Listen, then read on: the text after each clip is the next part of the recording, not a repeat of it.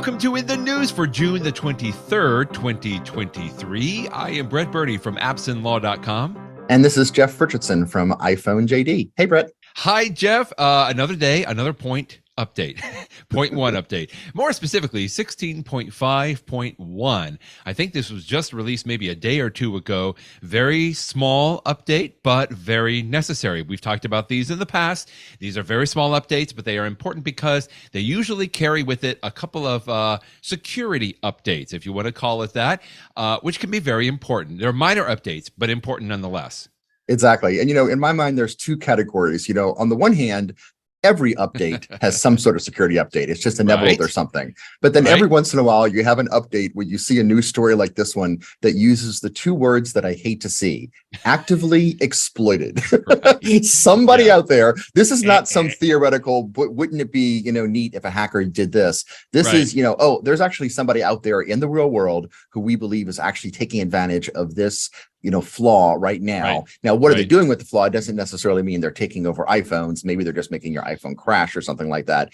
But, I always like to install the updates to get the security stuff installed. But whenever I see that something is being actively exploited, hopefully the chance of it affecting me is very small, but why take the risk? So I go ahead and install these right away. And I installed 16.5.1 as soon as I saw it, and it worked great for me. I had no issues at all.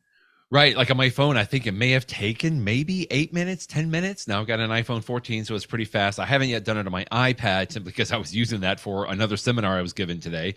But, it'll just do their whole reboot and it's very fast. It seems like Apple has really gotten a lot more efficient on some of these updates and how they go through, which is nice. Security updates important. One other thing, Apple doesn't give a whole lot of information and details on these updates a lot of times, but they said it provides important security fixes and fixes an issue that prevents charging while using the Lightning to USB 3 camera adapter. I just caught that as that's interesting and very specific on that. But if you're using that adapter, which I do, because it's a good way to be able to connect to your camera or even connect even a USB hard drive or so, and you want to charge at the same time, hey, that's important. You need to get this update. This minor update I'm turning my head right now because I'm looking to where I have one of those adapters as if it's the one that was misbehaving. No, it's not that it was doing the wrong thing. Something was exploited, had an issue there. But anyway, hopefully it'll all be good now that everything is updated. But I do think it's funny that, all eyes are towards iOS 17 right now. And yet Apple is saying, yep, we're not quite done with iOS 16. We still got some things to worry about there. Absolutely. And by the way, this is a story from Jason Cross in Macworld does say that if it is an older device that can't upgrade to iOS 16, then your latest point update is 15.7.7. There you go. So I know that's a lot of numbers we'll throw it out at you. But regardless, whatever device you have, just make sure that you get it updated with this point update. But just like you said, Jeff, all eyes are pointing to the next version of the operating system. iOS 16 is sort of the active consumer major release right now that everybody is on for the public. But as we knew a couple of weeks ago at Worldwide Developers Conference, Apple announced iOS 17. Now, we don't expect this to probably be out maybe until September or early in the fall, but that hasn't stopped a lot of our friends from around the interwebs from installing the beta version of iOS 17. And it's been nice. You linked to several stories to where people are starting to say, hey, we didn't know this was going to be in. This is something new. So here's Jason Snell at Six Colors talking about that. Some of the improvements for the general camera app means that other camera apps, third-party camera apps, might be able to take advantage of some of the things coming in iOS 17. Yeah, the camera app is, incredibly sophisticated, far more than I could ever understand all that it does. I know we all think about it. You press a button, it takes a picture, but it's really not that simple. When you press the button, what your iPhone is actually doing is taking a whole bunch of pictures in a range, and then it's merging those pictures together so that one of the reasons it can do high definition, the HDR, high dynamic range is it can, one picture is maybe getting the really dark stuff and one picture is getting the really light stuff, and it's putting it all together so that you can have a single picture which reproduces everything that your eye can see. When you look at older iPhones that don't have this technology, one part of the issue is either too dark or it's washed out. So there's all these incredible things that the iPhone is doing, but because it's doing all of that, if you try to take a lot of pictures in succession, it used to be that the iPhone would sort of stutter because, I mean, it needs some time for each one of the pictures. So as I understand what Jason's talking about here is Apple has now they're coming up with little tricks so that you can be more responsive, that when you press the button, it immediately takes the picture. One of it, for example, is it actually starts, even before you press the button, if you're in the camera app, it's already paying attention to the world around you. And my understanding is that it's actually caching things so that the time that you press the button, it has the image from like 1 or 2 seconds before you press the button, that it can merge with the things that you took after you press the button. And one of the big changes for iOS 17 is some of this technology has actually only been available for the built-in camera app, and now it's going to be available to third-party apps. And I know that people love third-party apps like Halide and other ones. So and there's lots of them out there. So in the bottom, all we want is a better camera taking experience, because the iPhone is often the best camera you have. Even if you have a high-end DSLR camera, you can often get better images from the iPhone. So let's make it more responsive for those times when you want to take an action picture or get, just the right moment when the basketball is just going into the hoop, or, whatever it is. You don't want to be ready for that picture and your camera's not ready yet. That's no fun. Most of us pay attention, obviously, to the keynote address, which is what you and I pay attention to, from Tim Cook and all the executives when they're rolling out all these things. But that only lasts for, usually an hour. But the last time it lasted 2 hours because there was a whole hour devoted to Vision Pro. But this was great that Jason Snell dug a little bit deeper. There's a whole week of content that Apple is releasing during the Worldwide Developers Conference, mostly for developers. Most normal users like us aren't really paying attention to all that. But this was specifically a session that Jason Snell linked to here, where it's a very closed session specifically for developers of camera apps that they can go in. And I just thought it was great that he brought that out. In fact, we should just mention, I mean, there's usually Apple releases about 100 of those videos during WWDC each year. And, I've looked at some of those videos in the past, and often, either 100% of the video or most of the video is geared towards people that write iPhone apps or iPad apps, which is not me. So they talk at a level that's way above my head. But every once in a while, there will be like those 1 or 2 minutes of the presentation where they'll actually show a demo of how this feature works. And that's the part that I can understand. So I love it when people like Jason Snell link to that, because that's actually the part of the presentation that I'm excited about it, because it gives me something that I can understand. And then you can go back and you can talk about all of your Objective-C and Cobalt, or I don't even know, basic. Are they still using the basic programming language? I don't think they are. Fortran, I'm sure it's Fortran, Pascal, whatever it is these guys are using today, guys and gals. I don't know. It's all good. Well, that's the camera app. And some of these updates in iOS 17, we just kind of hit upon the last couple of sessions that we've done, Jeff. But this was another great article you linked to in MacRumors about the new AirDrop features coming in iOS 17. Notably, Apple came out with this name AirDrop, which a lot of us use, frequently throughout the day. Especially, I mostly use with my family, when we're sharing things, or if I'm working with a colleague and I just need to share a quick document or so.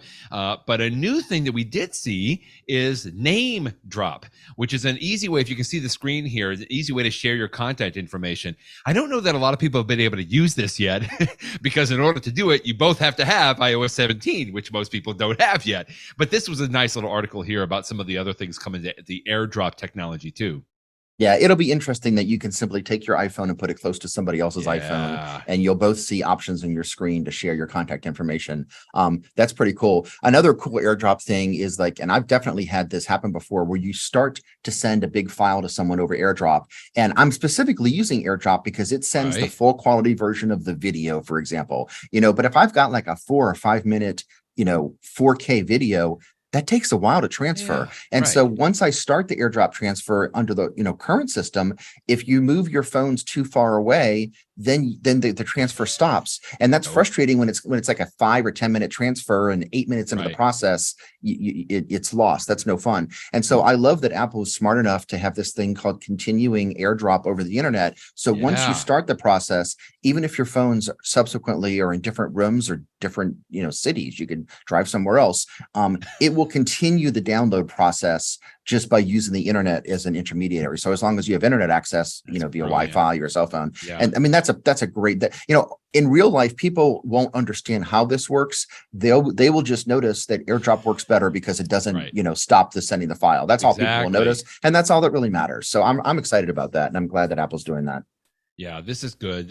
I'm excited for the name drop. I'm definitely excited for what you're just talking about there. And they said there's even like a new AirDrop gesture. Bring the two phones together, initiates the transfer over AirDrop. I'm sure there'll be some settings on there. We'll kind of see how that works when it comes into the wild. But I love seeing these little stories here about, certain things. And the last one quickly that you linked to is from John Gruber himself.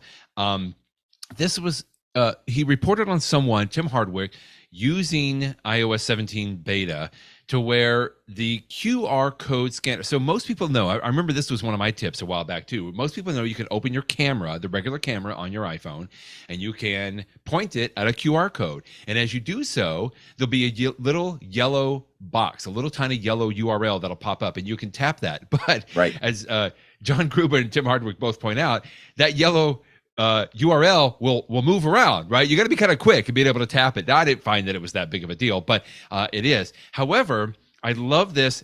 So Tim, first of all, says in iOS 17, it's a small little change that when you scan the QR code, the link button automatically appears at the bottom. So it's more stationary, I guess. But John Gruber goes on to say, I know that, again, this was a tip I used several weeks ago.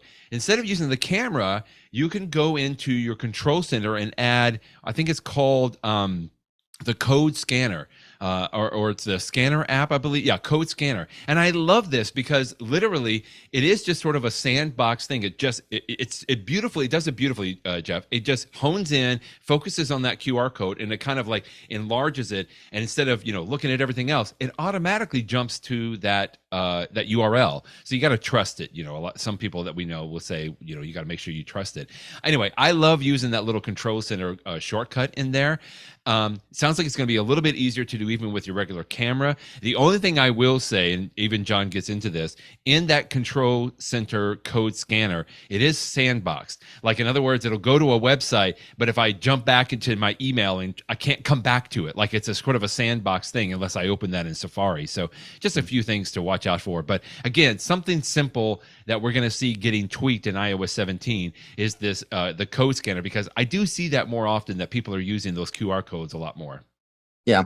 And, I'm sure it will remain the case that for your best QR scanning experience, you should use the thing that you add to your control center. But I have to admit, it is sort of nice that, and it's convenient that, people are just so used to opening up the camera app on their phone real quick, that it sure is nice that you can just point the camera at a QR code and it will pull it up there. But the thing that they're talking about where it bounces around, I've totally seen that before. And it's my fault. It's because I'm holding my camera in my hand, and your hand can't stay perfectly still, which means the QR code doesn't stay certainly still, which means that the yellow thing that you have to tap on jumps around the screen. And then, of course, you bring your phone closer to you to tap on the yellow thing, and then it's moved away because the key is blah, blah, I know. blah. It's a mess. So it's a mess. It's what they're doing in iOS 17 is a smarter implementation. So bravo for that. Absolutely.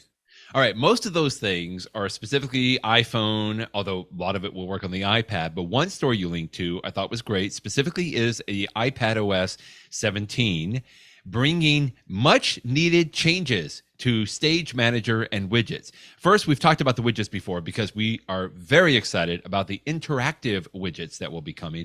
But I was also thrilled to read the story about the changes and the improvements made to Stage Manager. I think we talked about Frederico's story maybe last week or so, but I'm just glad to see that Chance Miller or somebody else, is also reporting on this. Yeah. About a year ago, Brett, when you and I were talking about iOS 16, I believe it was, I was excited about Stage Manager because I thought it might be a more convenient way to multitask on my iPad. But the reality of it is, as I look back at the last year, there have been times when I've used it, but I mostly keep it turned off. And there's a number of reasons for that. But, I like the idea of it, but it's just in practice, it didn't work quite as well. And one of the things I didn't like about it is I felt like it on the iPad, it was just a little bit too limited in the different places that your different screens can be. I guess I'm just used to a computer where you could very precisely have overlapping screens and put things wherever you want. And I was thrilled to read that one of the changes that's coming up in iOS 17 is it's not 100% like a computer. You don't have complete freedom on where things overlap, but the number of positions that you can use apparently has increased substantially. So much so that the people that have tried it out said, if you weren't using it before because you felt too constrained and where you could layer things, they say give it a chance now, because it's probably good enough that you're going to appreciate using it. And I'm happy to see that, because if they solve that and solve some other little bitty things, I actually do think that the idea of Stage Manager is pretty good for those times when you want to be doing multiple things at the same time on an iPad, much like I do in the computer all the time. So I'm cautiously optimistic that this might be the thing that actually brings me back to Stage Manager. We'll see, but I'm encouraged. I know we talked about this before, because I'm almost the complete opposite. I have almost embraced Stage Manager completely on the iPad, and I like it. However, I do run into those limitations, and I guess I'm just kind of used to it now. It's like, okay, well, that's the brick wall, so I got to turn around and go back. But I've embraced it to the point. In fact, I was just doing this on a seminar earlier today. I was showing people, the split view and slide over, right? That's the old version, which you can still jump back to, but you can go into the control centers where I have it, and I can turn on Stage Manager. And I like it. I like having like 3 or 4 different apps that I can tap around. I got my music going, and then I have the website, and I have notes in a Word document or so. So similar to a computer, I feel like that, while the iPad itself is getting closer to a laptop, you have a stylus, you have mouse support, you have keyboard on the hardware side. On the software side, we're getting closer to the iPad sort of becoming more like a laptop or a computer, what we would consider to be a traditional computer operating system. And I think this is just another step in that direction too. I'm glad to see that they're improving this. And again, we talked about Frederico's post, which I thought was great, because I know for many people we read, he's very excited about the improvements in Stage Manager. So that's good. All right, that was the the iPad. Let's talk about AirPods Pro. I know that Tim Cook in the keynote just barely addressed this. I mean, it was just like a few little slides about some of the things, and we've already talked about this, but another good story that you linked to. Very excited about adaptive audio coming out. I love the noise cancellation versus transparency mode in my AirPods Pro, and even my daughter's AirPods Max as well. But now, if these devices can adaptively switch between the noise cancellation transparency for me, I'm cautious about this as well, but this would be kind of cool. Yeah, I'm often conscious. I love that the AirPods Pro can put the noise cancellation mode on and you sort of tune out the world around you. Right. But sometimes I find myself like I'm torn. Like I sort of want things quiet so that I can concentrate on my music or my podcast.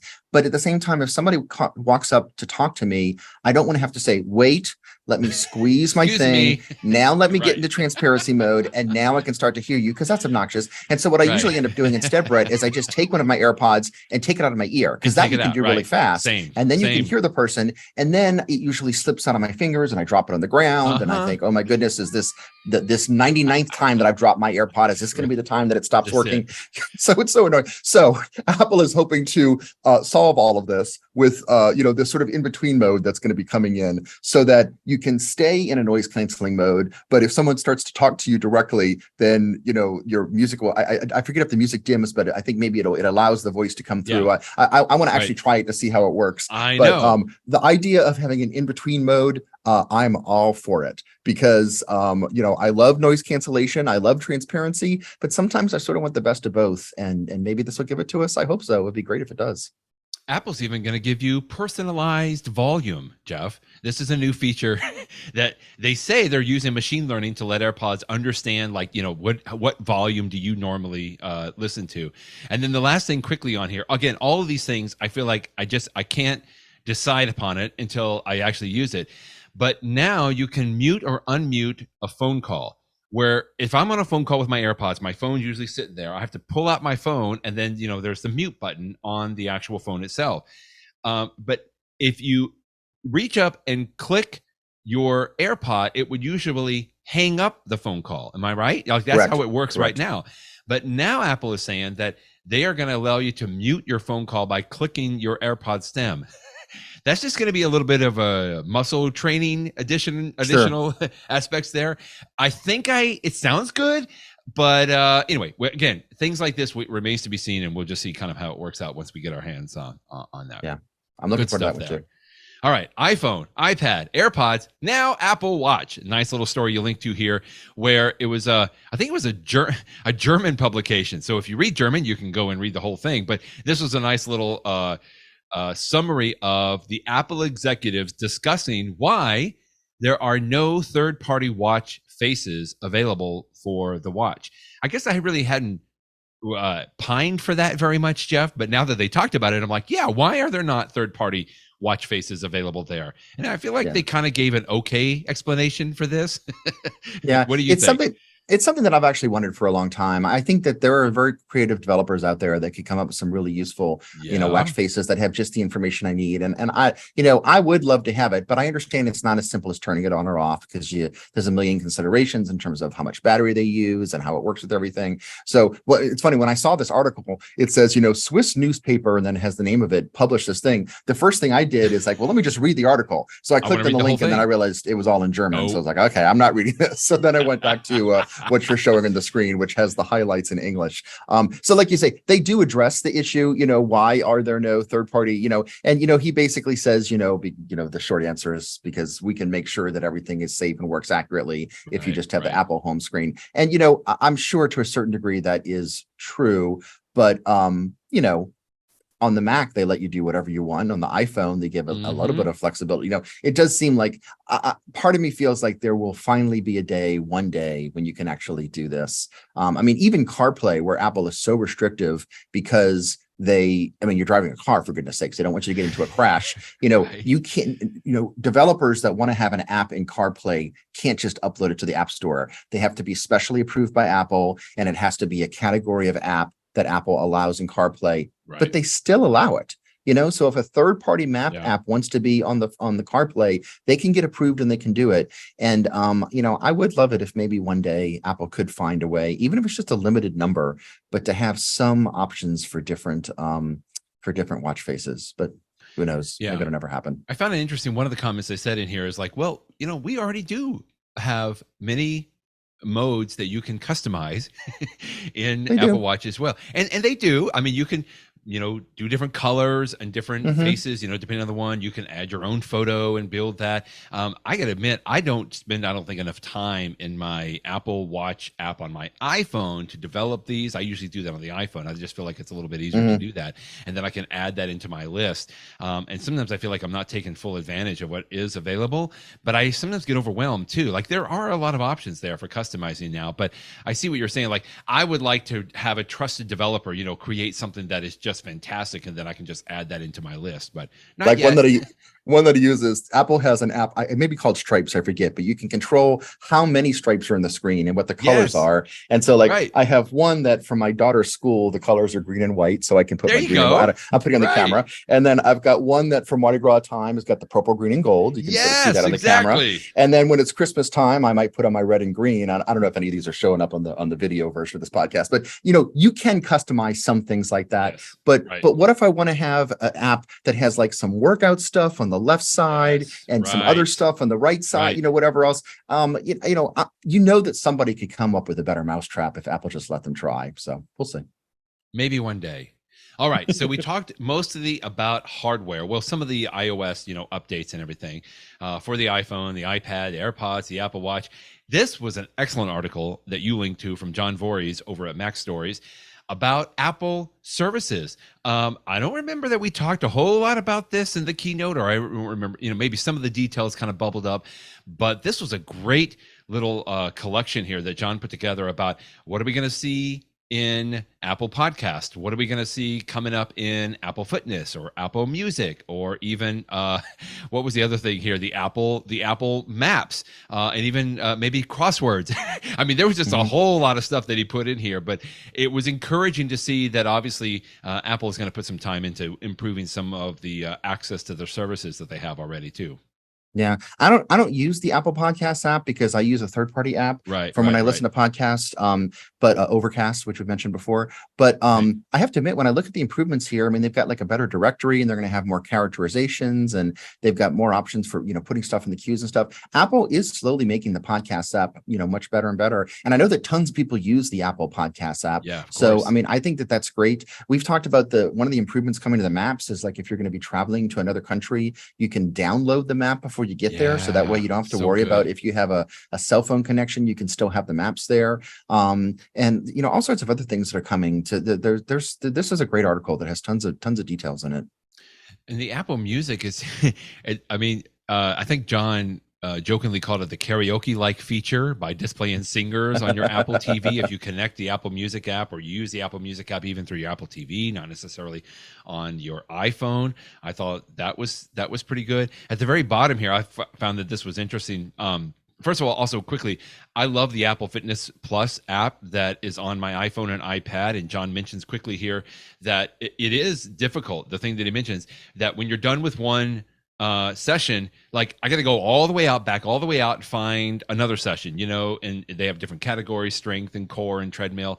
And it would be great, he said, you can create a stack now. So you can say, I want to do this workout and this workout and this workout. And it'll just automatically just kind of go to, I mean, again, not a huge change, but it certainly could make it a little bit nicer. At the very bottom of his article, he has things like Apple News will gain crossword puzzles. In a deal struck with the Puzzle Society. Apple Books will make it easier to see book from different series, for example. I thought this was neat. Apple Cash will let users set up recurring payments on a weekly or bi-weekly basis. So like if you get your kids allowance, I think you saw this before, Jeff, that, to give your kids an allowance, instead of like setting it up and manually doing that every week, you could just have it automatically send an allowance through Apple Cash, which I think is nice. One more that's mentioned in here, which I did not hear about beforehand, on Fitness Plus. When you do Fitness Plus, Brett, because I know you do it sometimes, do you always do like a new program every time, or do you have like programs that you like and you do them over and over again? Yeah, both. Mostly I look Both. for new ones because they do such a good job putting them in, but I have some favorites that I will go back to.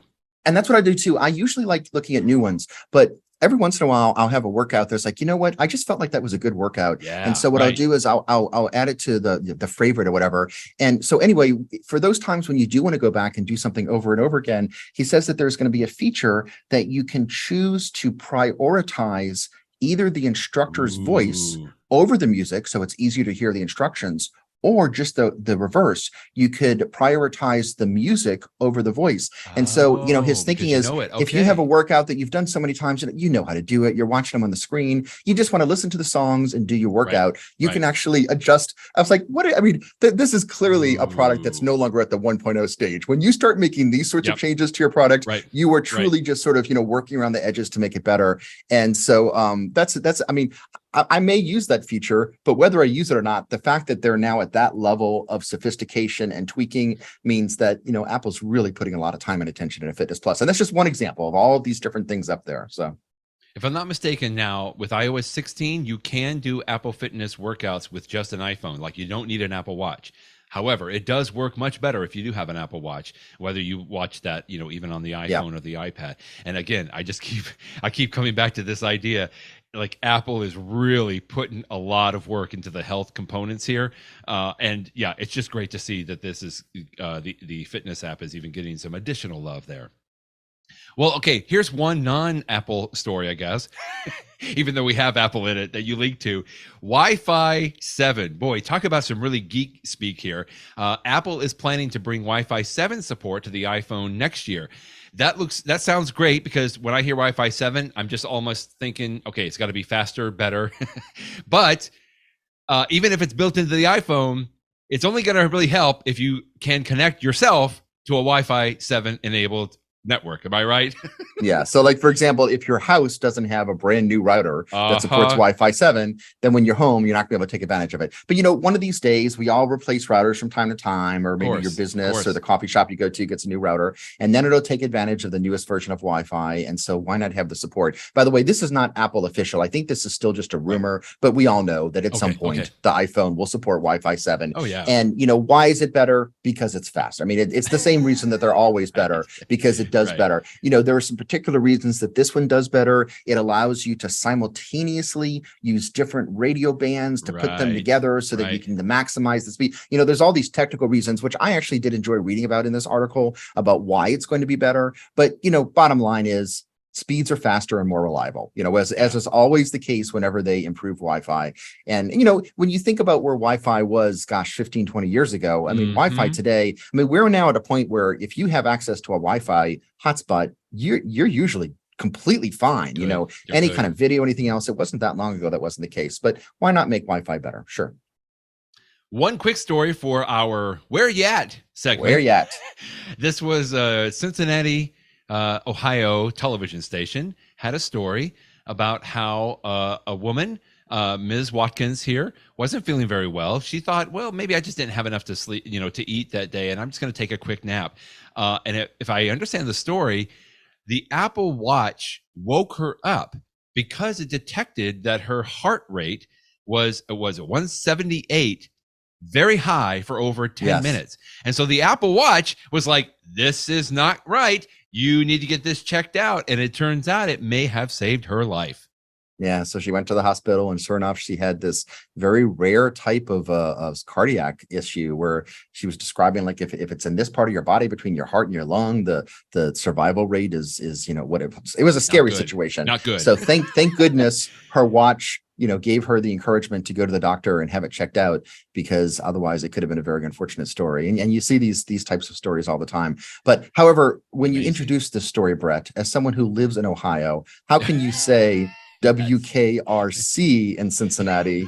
I don't know. You just glanced over that part that I made a joke of in my post. That's fine. Like you Ohioans, I know. Go ahead. Okay. Ignore my jokes. It was a good one. I liked it. All right, in the know. Know. Let's talk a little bit about some accessibility features. Like I've mentioned, I gave a seminar earlier today, Jeff, where we were.